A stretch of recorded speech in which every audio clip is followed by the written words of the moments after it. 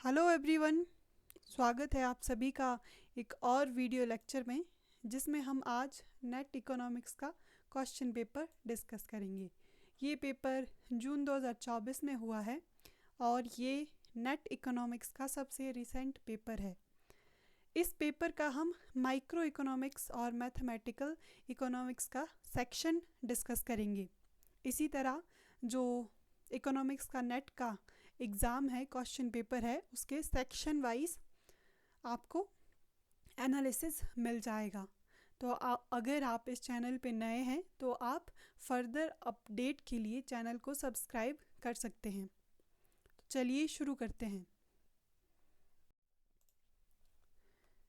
इस बार जो micro economics से आपसे पहला प्रश्न पूछा गया था वो ओलिगोपोली के टॉपिक से था, जिसमें आपसे पूछा गया था the reaction pattern in the oligopoly market is determined by which of the following formula.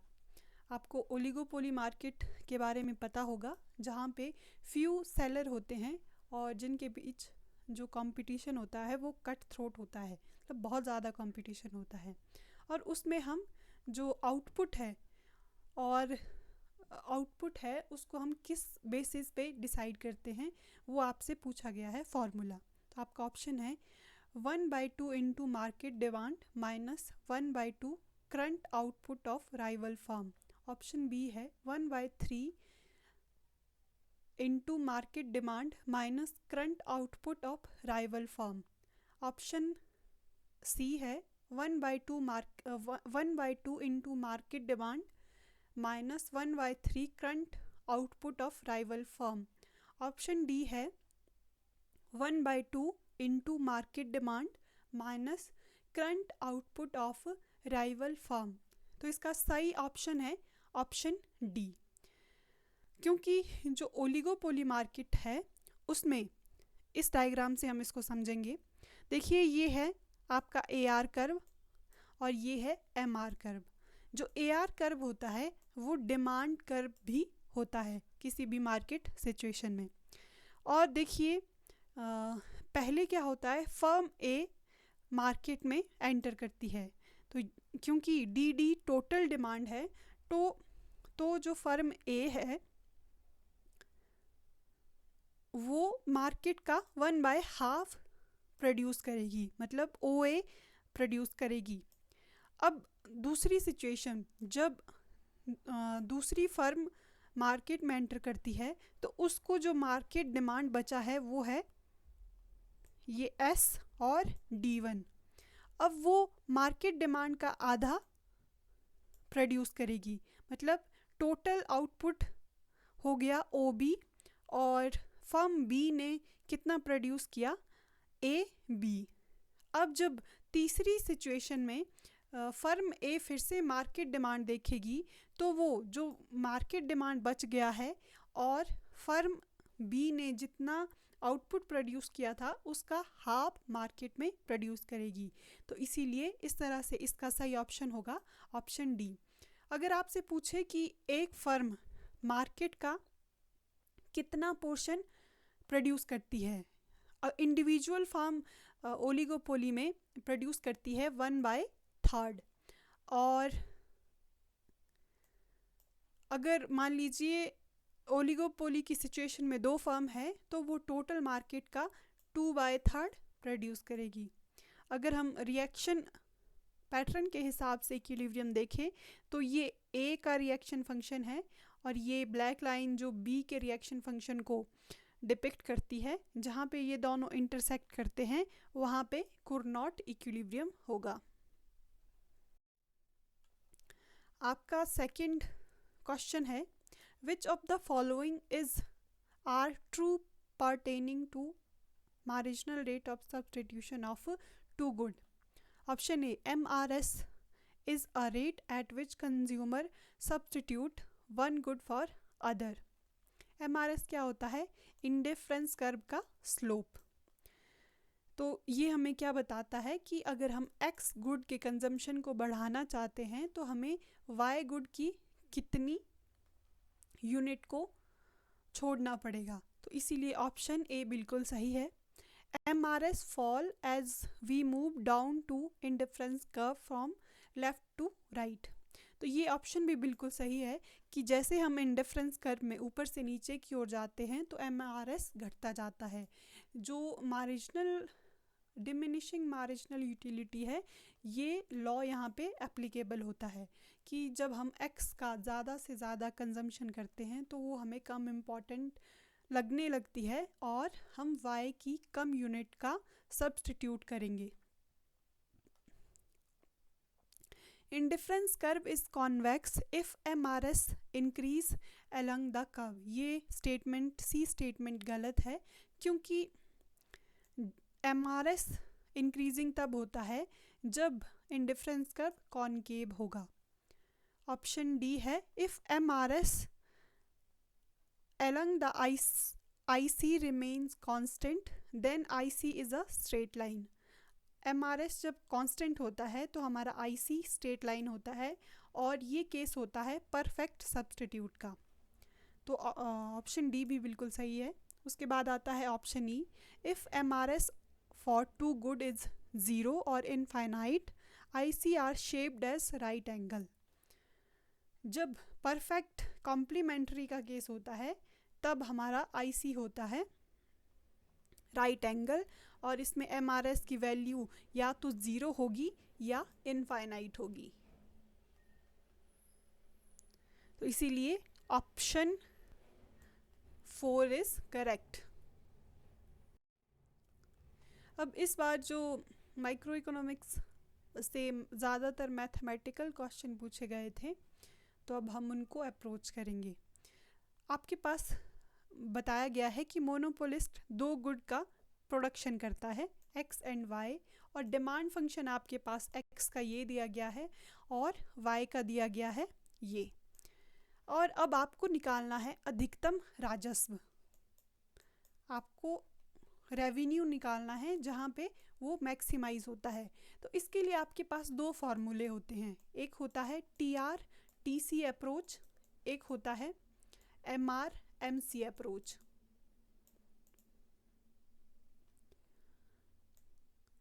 और इस क्वेश्चन का सही आंसर है 304। अब ये कैसे आया इसको हम नेक्स्ट स्लाइड में डिस्कस करेंगे। ये देखिए यहाँ आपके पास मैंने क्वेश्चन दिया है, अब हम इसको कैसे सॉल्व करेंगे।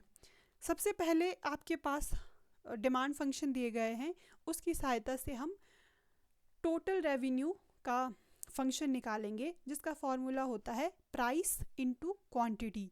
अब हम क्वांटिटी को यहाँ पे x मान लेते हैं तो आपका टोटल रेवेन्यू फंक्शन आएगा x गुड के लिए 36x माइनस 3x स्क्वायर। अगर हम इससे MR निकालते हैं तो ये इक्वेशन आपकी MR की आएगी। इसी तरह से y गुड के लिए जब हम टोटल रेवेन्यू निकालते हैं तो आउटपुट को हम यहाँ पे y मानेंगे, ठीक है। और टोटल रेवेन्यू आ गया हमारे पास 56y माइनस 4y स्क्वायर। इससे हम MR भी निकाल सकते हैं। अब हमारा दूसरा स्टेप क्या होगा कि हमने यहाँ पे x की वैल्यू निकालनी है और वो x की वैल्यू कैसे निकलेगी। To find out the maximum revenue we take the derivative of each revenue function with respect to quantity and set it to zero, जैसे कि मैंने आपको पहले भी बताया। अब डेरिवेटिव निकाल दिया हमने तो हमारी इक्वेशन आई 36 माइनस 6x। अब x की वैल्यू ये आ गई 6, ओके। अब हमें चेक करना है क्या ये जो x की वैल्यू हमारे पास आई है वो मैक्सिमाइज है। तो हमने इस फंक्शन को जो हमने डेरिवेटिव निकाला है उसको हमने सेकंड डेरिवेटिव निकालना है और अगर सेकंड डेरिवेटिव की वैल्यू माइनस में आती है तो फंक्शन मैक्सिमाइज होता है, अगर प्लस में आती है तो फंक्शन मिनिमाइज होता है। मान लीजिए आपको यहाँ पे कॉस्ट मिनिमाइज करने के लिए बोला होता और आपकी वैल्यू यहाँ पे प्लस में आती +6 तो वो कॉस्ट मिनिमाइजेशन होना था। तो यहाँ पे उल्टा है क्योंकि प्रॉफिट का केस दिया गया है। इसी तरह हम y के लिए निकालेंगे, y की वैल्यू 7 आ गई और हम निकालेंगे क्या 7 मैक्सिमाइज वैल्यू है क्योंकि -8 हमारा डबल डेरिवेटिव की वैल्यू आई है। इसका मतलब ये हुआ कि हमारा फंक्शन मैक्सिमाइज हो रहा है।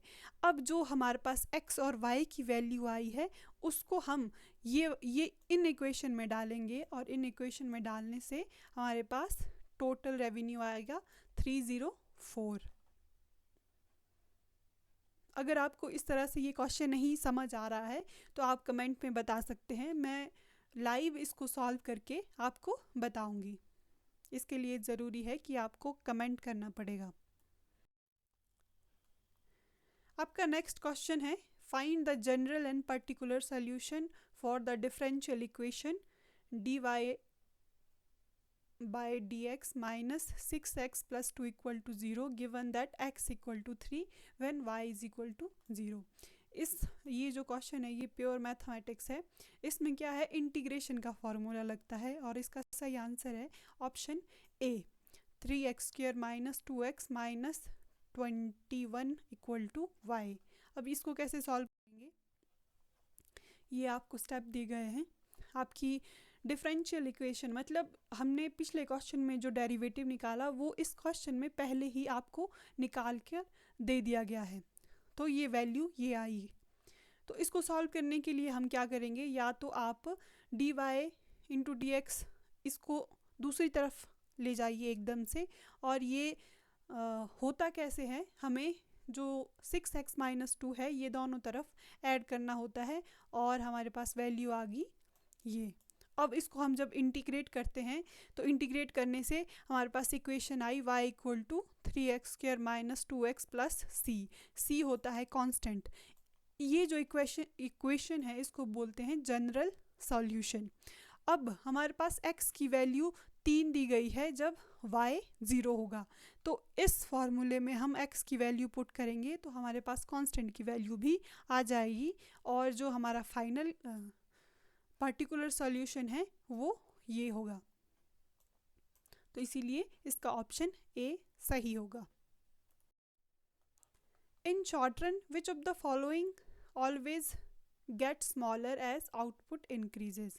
तो इसका सही आंसर है एवरेज फिक्स्ड कॉस्ट। देखिए जैसे जैसे आउटपुट बढ़ रहा है वैसे वैसे एवरेज फिक्स्ड कॉस्ट कम हो रही है, और जो ये एवरेज फिक्स्ड कॉस्ट होती है इसे रेक्टेंगुलर हाइपरबोला भी कहा जाता है, क्योंकि इसमें जो आउटपुट इलास्टिसिटी है वो 1 होती है।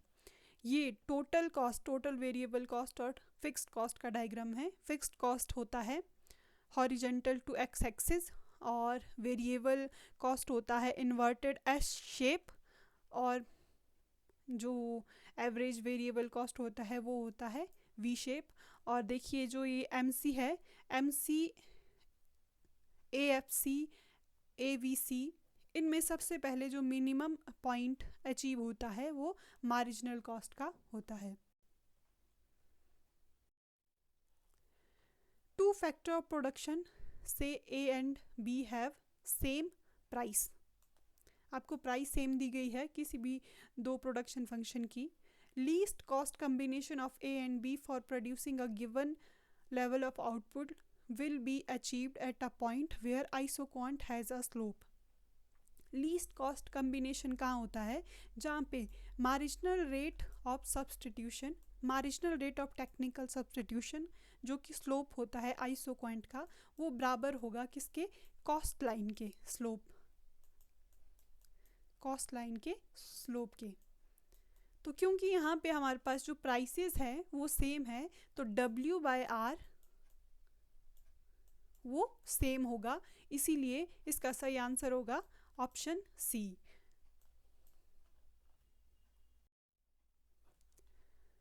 The rule of thumb to express price directly as markup over marginal cost is. इसमें डायरेक्टली आपसे फॉर्मूला पूछा गया है कि प्राइस इलास्टिसिटी और मार्जिनल कॉस्ट में क्या रिलेशनशिप होता है, तो इसका सही आंसर है ऑप्शन 2। और जो MC है वो डायरेक्टली एसोसिएटेड होता है प्राइस से, मतलब कि जितना MC हमारा ज़्यादा होगा उतना प्राइस हम ज़्यादा डिसाइड करेंगे। ये इस पर भी निर्भर करता है कि जो फर्म का मार्केट पावर कितना है। इट मीन्स आपकी जो फर्म है उसका जो प्राइस इलास्टिसिटी ऑफ डिमांड है वो इनइलास्टिक है या इलास्टिक है। मान लीजिए इनइलास्टिक होगा तो जो फर्म है वो प्राइस ज़्यादा चार्ज करेगी। एक क्वेश्चन आपसे पूछा गया था माइक्रो इकोनॉमिक्स से, match the following. Income elasticity coefficient exceed unit, मतलब एक से ज़्यादा इनकम इलास्टिसिटी। मान लीजिए आपकी इनकम 100 रुपये से बढ़ रही है और आपका कंजम्पशन क्या हो गया, 105 हो गया, ठीक है। ऐसा कौन सा गुड होता है? ये होता है luxurious commodity. So option A का 4। Price positive cross price elasticity coefficient, ये होता है सब्स्टिट्यूट गुड का 4 1। Downward sloping price consumption curve, relative elastic demand 3। Negative income effect, ये होता है इंफीरियर गुड का 2। तो ऑप्शन 4 इज करेक्ट हेयर। अब फिर से आपसे पूछा गया है, यहाँ पे आपसे पूछा गया है द सेल ऑफ आउटपुट कितना होगा जहाँ पे कि हमारा प्रॉफिट मैक्सिमाइज होगा। ये आपके पास टोटल कॉस्ट दिया गया है, ये आपके पास प्राइस दिया गया है, ओके। और इसको भी हम टीआर और टीसी अप्रोच और एमआरएमसी अप्रोच से निकाल सकते हैं। इसमें मैंने जो आपको सॉल्यूशन दिया है वो एमआरएमसी अप्रोच से दिया गया है। सबसे पहले हम निकालेंगे एमआर किसकी सहायता से, टीआर की सहायता से। उसी तरह से हम एमसी निकालेंगे किसकी सहायता से, टीसी की सहायता से। और फिर एमआर और एमसी को इक्वेट कर देंगे। देखिए सबसे इजी होता है टीआर निकालना और फिर एमसी निकालना। ये इक्वेशन दी गई है हमारे पास। तो हम सबसे पहले क्या निकालेंगे, हमारे पास दिया गया है प्राइस फंक्शन 157 माइनस 3x, और इसको टीआर निकालने के लिए क्या करेंगे, प्राइस इंटू एक्स। तो हमारे पास टोटल रेवेन्यू आ गया ये इक्वेशन। और इससे जब हम एमआर की तरफ जाएंगे तो हमारे पास आया 157 माइनस 6x एमआर। अब इसी तरह से हम एमसी निकालेंगे क्योंकि इक्वेशन दी गई है, तो एमसी निकालने में आपको कोई दिक्कत नहीं होगी। फिर जब हम एमआर और एमसी को अप्रोच करेंगे तो एक्स की वैल्यू आ जाएगी 25। अब क्या ये 25 एक्स की वैल्यू हमारे पास आई है, क्या ये सही है, क्या इस पे हम प्रॉफिट मैक्सिमाइज कर पा रहे हैं, इसको चेक करने के लिए हमें एमआर एमसी में डालनी पड़ेगी वैल्यू 25। अगर इक्वेशन को सॉल्व करने से एमआर और एमसी बराबर आते हैं, इसका मतलब कि आउटपुट हमारा मैक्सिमाइज हो रहा है, प्रॉफिट हमारा मैक्सिमाइज हो रहा है। तो इसका सही आंसर होगा 25। Which of the following statement about price leadership is false? इस बार जो ओलिगोपोली वाला टॉपिक है उससे 2 क्वेश्चन आए हैं। एक जो मैंने सबसे पहले क्वेश्चन डिस्कस किया था वो, और दूसरा जो हम अभी डिस्कस कर रहे हैं। प्राइस लीडरशिप क्या होता है कि जो ओलिगोपोली फर्म होती है वो कट थ्रोट कंपटीशन, गला काट प्रतियोगिता से बचने के लिए कॉल्यूजन कर देती है और डिसाइड करती है कि जो सबसे बड़ी फर्म होगी, सबसे ताकतवर फर्म होगी या फिर जो सबसे एक्सपीरियंस्ड फर्म होगी वो प्राइस डिसाइड करेंगे और जो बाकी फर्म है उसको एक्सेप्ट करेंगे।